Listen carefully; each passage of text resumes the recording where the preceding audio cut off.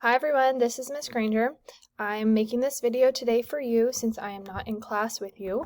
Everything is fine. I'm at an IB conference in LA for the weekend. So I'll go through the steps of how I expect class today to go, and hopefully you'll get right to work and be really productive. So first, you're hopefully in your home base seat. If you're not there, please go there now. You're listening to the guest teacher, whoever that is, for how they're going to begin class. Please be respectful and follow directions. Really quick announcements on the agenda first, and then we'll jump right into Unit 5 work time for today. Just some reminders and some announcements for this day that I'm not there. So today you're going to click through this particular slideshow, and that will kind of guide you through the work. You're going to stay in home base for the whole class period. Please be respectful to our guest teacher and to your classmates.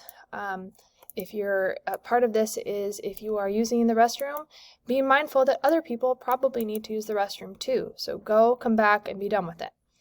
Please stay on task. This is a great opportunity to get a lot of good work done. Don't worry about checking off your work on the big tracker on the big screen today. We can do that when I return. And if you don't have your Chromebook today, for some reason, you're going to need to share with the person next to you. Today we will not have any mastery checks. You will not roll the dice.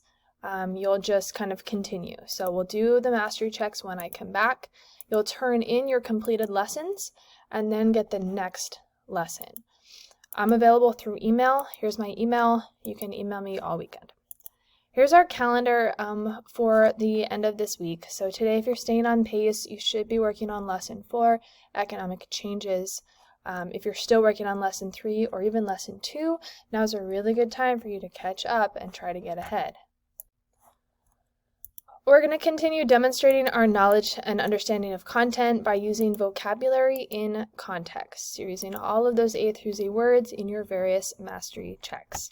You'll know you're successful today if you listen to the guest teacher and are respectful to them and your classmates. Remember, your goal is also to finish Lesson 4. Our objective is up here on the work time slide, and you'll see that this has been slightly updated. Behind pace now is lessons 1, 2, and 3. On pace is lesson 4, and if you're ahead of pace, you're going to see the Google Classroom assignment called Done with lessons 1 through 4. Click here. This will take you to an Edpuzzle of a PBS film, so you're going to be watching that, answering questions as you go.